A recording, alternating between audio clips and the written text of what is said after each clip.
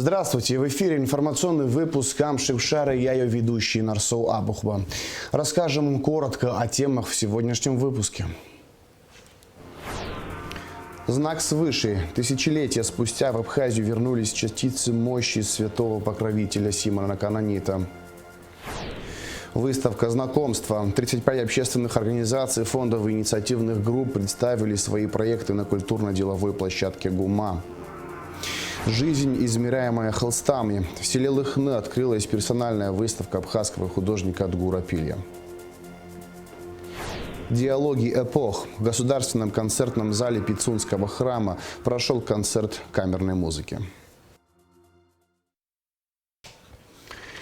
Президент Аслан Бжаня подписал ряд указов о награждении медиков. За заслуги в области здравоохранения и высокий профессионализм орденом Ахтсапша 3-й степени награждены участковый врач-педиатр детской поликлиники при Гудаутской центральной районной больнице Майя Конджаря, врач-пульмонолог республиканской больницы Шезина Хурхмал. За заслуги в области здравоохранения и многолетнюю добросовестную работу почетное звание «Заслуженный врач Республики Абхазия» присвоено врачу-лаборанту, заведующей клинической лабораторией Гудаутской центральной районной больницы Алле Эник. Под руководством министра обороны начался второй этап совместной штабной тренировки по управлению вооруженными силами. Как сообщает пресс-служба оборонного ведомства, главная цель проводимого мероприятия – это повышение готовности к решению внезапно возникающих задач в любых условиях обстановки, согласованной работе управления отделов и служб на всех этапах подготовки и ведения боевых действий. Особое внимание уделяется решению задачи управления войсками и информационному обеспечению боевой деятельности войск. На втором этапе в совместной штабной тренировке примут участие оперативные группы, а также войска взаимодействующих силовых структур. Тысячелетия спустя в Абхазию вернулись частицы мощи святого покровителя Симона Канонита. Мощи переданы в Сухумский кафедральный собор Пресвятой Богородицы.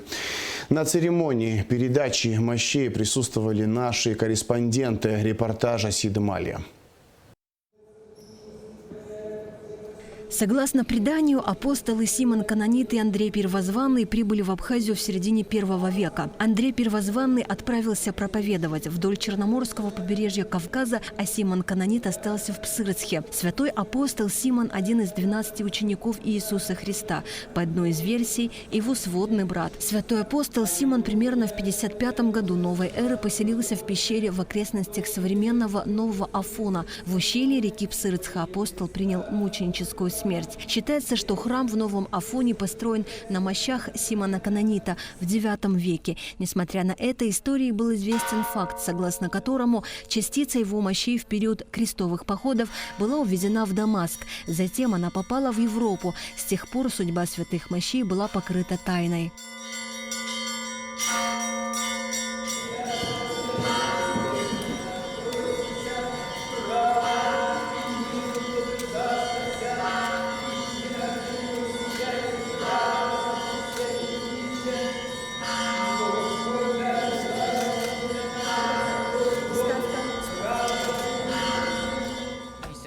Два назад мы с Наташей вместе как-то отделяли какие-то частицы для ее проектов, и что-то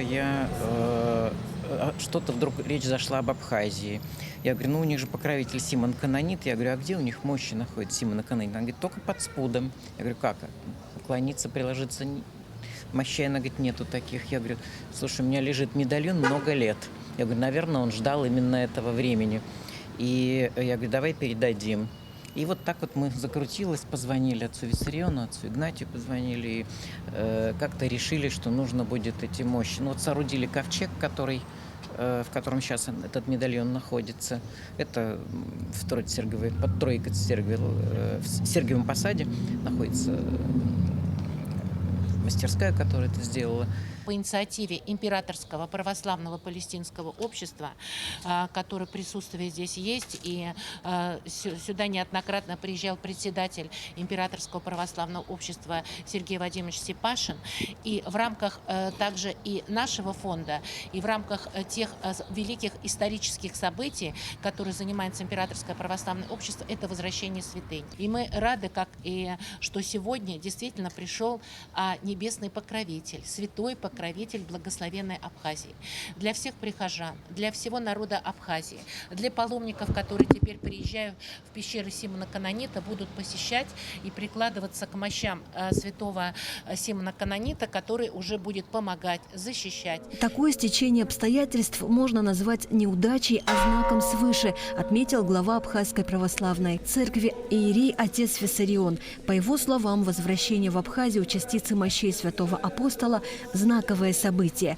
Для православного христианина это великая радость, когда мы обретаем мощи святых, которым мы молимся, поклоняемся, и изображения на иконах мы молимся, обращаемся к этим святым, и святые отвечают нам.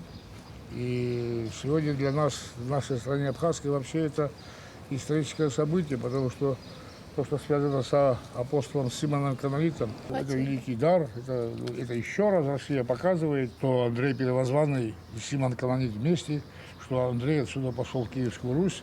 И сегодня мы будем молиться этим мощам, чтобы на территории Киевской Руси воцарился мир, и она является составной частью московского патриархата, это славяне, и никто не может оторвать эту часть, Киевской Руси. К этому событию очень было много усилий приложено отцом Игнатием. Он у нас председатель церковного внешнего сношения. И вот он впервые на уровне внешних церковных дел он выполнил это все на высочайшем уровне.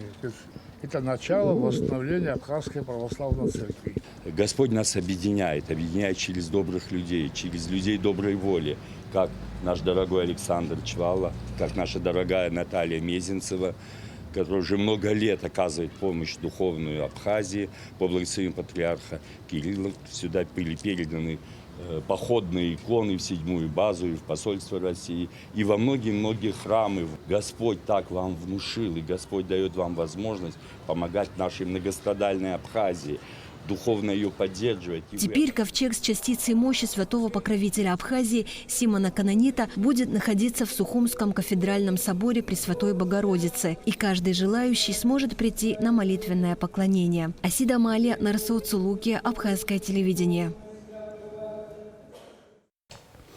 МИД Абхазии направил ноту соболезнования в МИД ПМР в связи с Днем памяти и скорби по погибшим в городе Бендеры 19 июня 1992 года.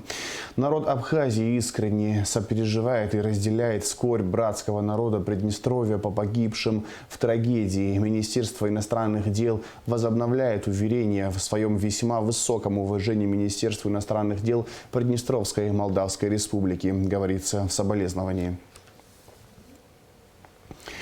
На культурно-деловой платформе ГУМА в минувшие выходные прошла выставка общественных инициатив. Мероприятие было организовано программой развития ООН. В выставке приняли участие благотворительные организации и инициативные группы со всех районов страны. Всего было представлено 35 организаций. Лаура Капш расскажет подробнее.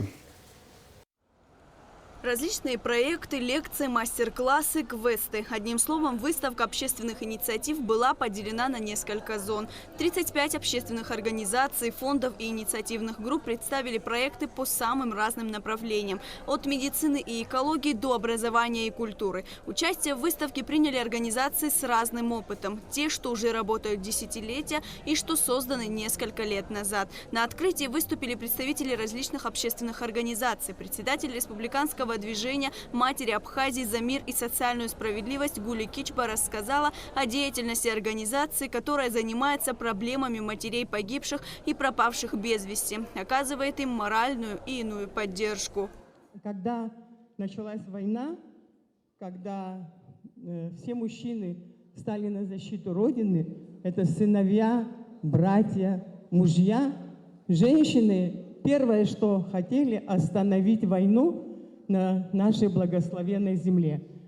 Мы были в полной изоляции, была информационная блокада, но женщины выезжали и находили таких же простых женщин, таких же матерей, таких же вдов, которые понимали нас. Ведь чужого горя не бывает.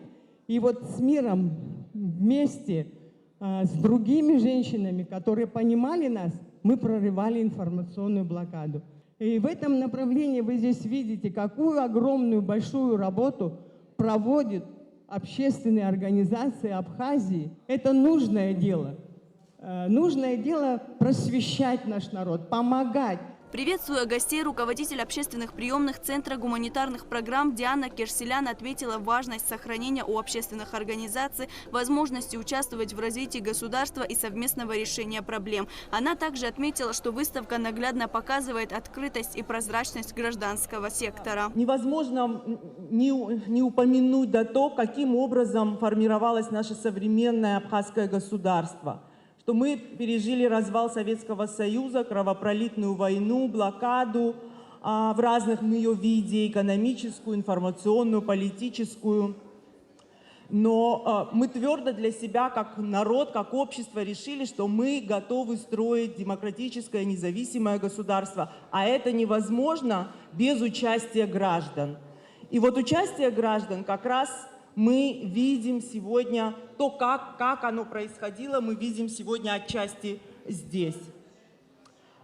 Я должна сказать, что очень много людей участвовали в разных сферах жизни государства. Брались даже за те вещи, в которых они не были специалистами, но понимали, что это очень важно, и брались за это дело, и у нас есть очень хорошие результаты. Конечно, всего этого не было бы без поддержки международного сообщества. Основная цель выставки – познакомить людей с деятельностью общественных организаций, благотворительных фондов, инициативных групп, которые занимаются различными сферами деятельности, рассказать о той пользе, которую они приносят обществу. Я посмотрела в словаре, что такое инициатива. Инициум означает начало. Это правда. Начало. Начало перемен, начало изменений, начало перемен внутри нас. Потому что мы стремимся сделать эту жизнь лучше. Мы тут, когда организовывали эту выставку, пережили удивительный момент. Вот по Фазилю. Праздник ожидания праздника. Мы поняли, что вот это ощущение того, что мы в творческом процессе, что мы вместе, что мы чувствуем рядом плечо единомышленника, человека, который всегда поддержит, будет рядом, это здорово. Потому что желание помогать – это человеческая потребность. Директор культурно-благотворительного фонда «Ашана», уполномоченный по правам ребенка Мактина Джинджоли, отметила важность взаимодействия государства с общественными организациями. На самом деле важно понимать, что общественная организация ни в коем случае не может подменить государственный орган, деятельность государственных организаций. Общественные организации, они в поддержку государству, и только они могут показать нужды определенных социальных групп, нужды и чаяния граждан. Поэтому очень важно взаимодействовать, сотрудничать. Хочу, на мой взгляд, одна из важных внутренних задач гражданских организаций Абхазии – это вырастить новое поколение. И важно подчеркнуть, что несмотря на нестабильность финансирования деятельности гражданских общественных организаций, всегда сюда шли молодые, образованные люди с широким кругозором, с правильными ценностями. Об этом свидетельствует и та молодежь, которая сегодня здесь присутствует и представляет свои проекты, представляет общественные организации. Завершая свою речь, хочу сказать о том, что выразить свое пожелание, чтобы такого рода выставки общественных инициатив, они стали ежегодными, а всем участникам хочу пожелать удачи и как можно больше социально значимых проектов. Выставка общественных инициатив проходила в течение дня. Посетители могли получить консультацию у юристов, общественной приемной ЦГП, сдать кровь на уровень глюкозы, обменять использованные батарейки, научиться танцевать старинный абхазский танец и многое другое. А завершилось мероприятие специально подготовленной музыкальной программой. Лаура Капша, Сматгуня, Алексей Гухава, Абхазское телевидение. Абхазский государственный университет и Российская академия адвокатуры и нотариата подписали договор о сотрудничестве. Договор подписан в рамках встречи ректора АГУ Олега Гварами с проректором Российской академии адвокатуры и нотариата Людмилой Букалеровой. Стороны обсудили широкий спектр вопросов дальнейшего сотрудничества в области высшего образования, в частности, по линии аспирантуры и докторантуры. В селе Лыхны Гудаутского района открылась персональная выставка абхазского художника Адгура Пилия. В галерее «Гала» представлено около 30 картин, написанных в разных художественных стилях. Подробности в репортаже Гугуцы Вардания.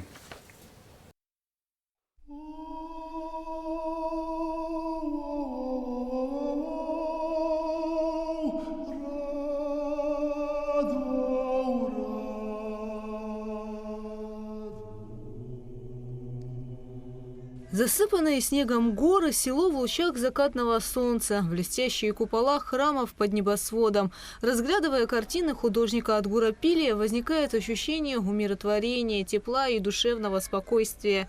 Из галереи мастера открывается прекрасный вид на Алыхнинскую поляну. И как тут не творить? Все работы он посвящает женщине, которая заложила, воспитала и поддержала любовь к искусству – маме Галине Чанба. Галерея, которую художник открыл в своем дворе несколько лет назад, названа в честь любимой матери. Выставка приурочена к открытию сезона 2023 года галереи «Гала». На вернисаже представлено около 30 картин, и все они о родине, родном селе, о вере и борьбе. Адгур Пилия – ветеран Отечественной войны народа Абхазии, во время которой он был тяжело ранен.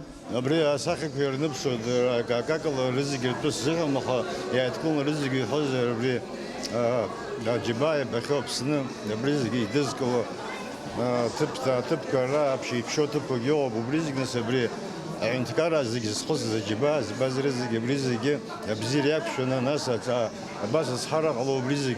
Вернисаж открылся при поддержке Министерства культуры. Открытие сезона в галерее «Гала» в 2023 году – это начало встреч и мастер-классов с художниками, авторами разнообразных проектов.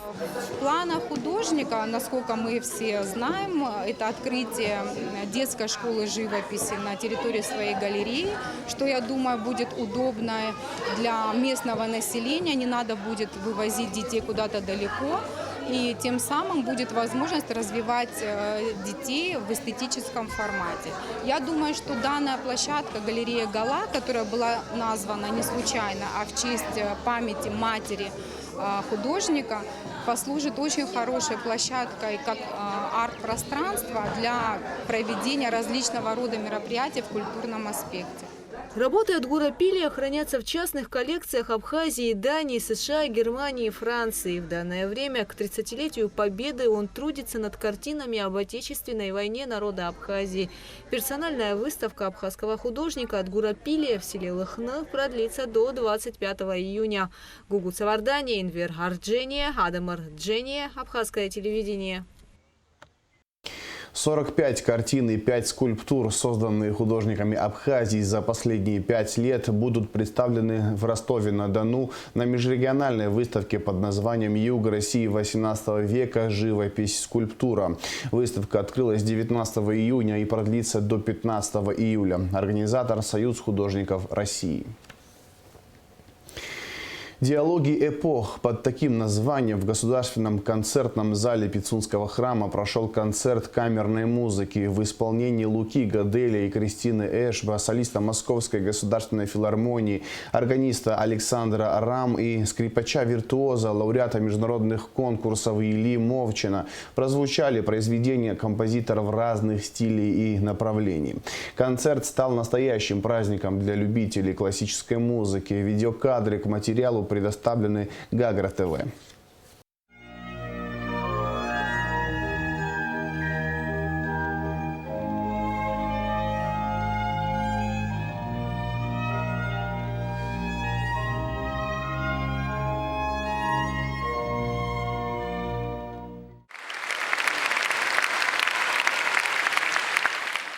самом названии концерта таится ключ концепции вечера. Великие композиторы прошлого и настоящего времени вступили в незримый диалог и посредством музыки перенесли зрителей в различные эпохи и страны, а контрастные звуковые образы создали яркую атмосферу величия и таинственности. Вивальди, Бах, Шуман соседствуют с Астором Пиццеллой и классиками нашего времени – Арву Пяртом и Хансом Циммером.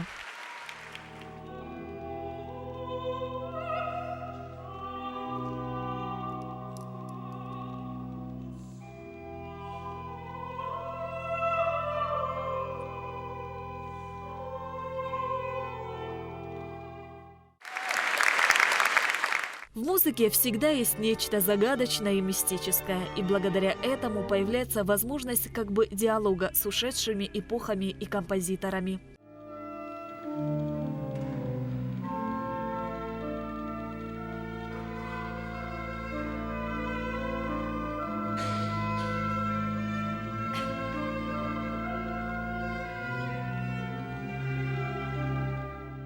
Идея о проведении концерта камерной музыки «Диалоги эпох» с приглашенными артистами из Московской государственной филармонии появилась у заслуженного артиста Абхазии Луки Гаделия. Мне посчастливилось в марте с ребятами, без Кристины, правда, в другом немножко составе, но с теми же ребятами Сашей Рамом и Ильей Мовчаном отдать такой совместный концерт в Московской филармонии. И после этого мне очень захотелось с ними сделать что-то совместное здесь, на нашей площадке в Пицунском храме. И вот я стал эту идею, в общем, как-то продвигать, и ребята с радостью меня поддержали, согласились принять участие в моем проекте этом. И, по-моему, получилась большая интересная программа, разнообразная для широкой аудитории. И надо сказать, что за очень короткий срок мы ее собрали, буквально за 2 дня. То есть мы 80% репертуара не играли вместе сегодняшнего концерта, так что я очень рад, что все состоялось. И, конечно, огромная благодарность нашим спонсорам, это и директору концертного зала Пицунского храма Гунди Агарба, которая предоставила площадку и всячески содействовала, и директору Сухумского пивоваренного завода Амриану, и Мусею Экзекову, который тоже нас поддержал, и братья Сеченава. То есть у нас достаточно большой круг спонсоров, и компания «Аквафон» нас поддержала с рекламой. Солист Московской государственной филармонии, органист Александр Рам и скрипач-виртуоз, лауреат международных конкурсов Илья Мовчан впервые в Абхазии. Они отметили, что выступление в Пицунском соборе X века для них было особенным. Знаете, мне очень приятно было играть. Во-первых, такой уникальный храм X века и такое место, и ощущение внутреннее, когда играешь, такая программа особенно. Мы играли Чкону, и это, конечно, внутреннее ощущение просто непередаваемое. И публика очень тепло принимала, и здорово было играть. Я вообще первый раз в Абхазии, и мне жаль, что очень коротко, потому что планировать все немножко по-другому, но так вот получилось, что только на 1 денек. И играть в этом соборе X века в очень намоленном месте, конечно же, особое ощущение. Еще такую музыку, благоговейную, я бы сказал, и достижение катарсиса в этом зале, скажем так, быстрее происходит, чем в обычном концертном зале. Концерт длился 2 часа. Лука Гаделя, Кристина Эшба, Александр Рам и Илья Мовчан своей виртуозностью и профессионализмом, сдержанной эмоциональностью и чувствованием стилистики сочинений композиторов разных времен впечатлили публику.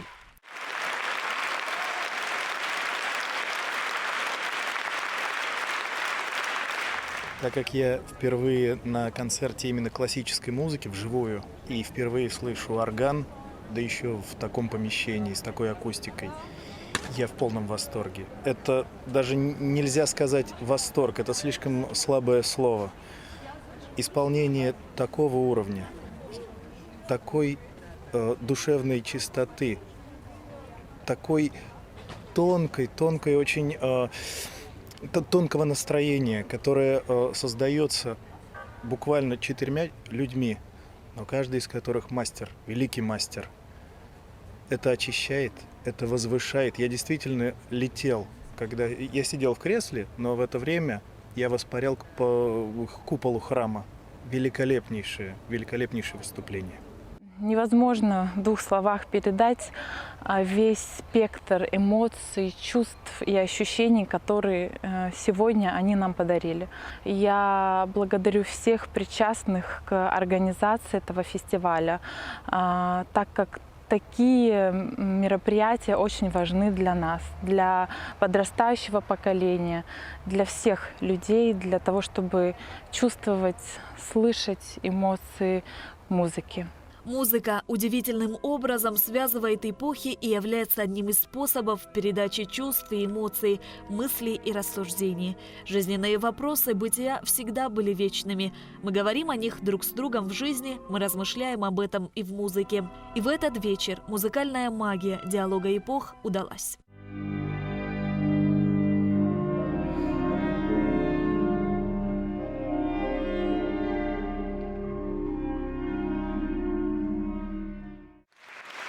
Шазина Ханагуа, Тимур Ковы, Абхазское телевидение. Столичный водоканал сообщает, что 20 июня большая часть Сухума, а также села Дзюкта и Баслат останутся без водоснабжения. Отключение связано с ремонтными работами. Воды не будет с полуночи до 20 часов. Ограничения коснутся жителей нового района, старого поселка, улиц Эшба, Апсильской, братьев Зонтария, Чанба, районов вокзала, рынка, Виема, Турбазы, центральной и Нагорной частей города. В завершении выпуска расскажем о погоде. По сообщению Гидромедцентра, во вторник, 20 июня, на территории Абхазии ожидается облачная с прояснениями погода, временами дождь, гроза, туман. Температура воздуха ночью 16-21, днем 21-26 градусов тепла. Температура морской воды плюс 22 градуса.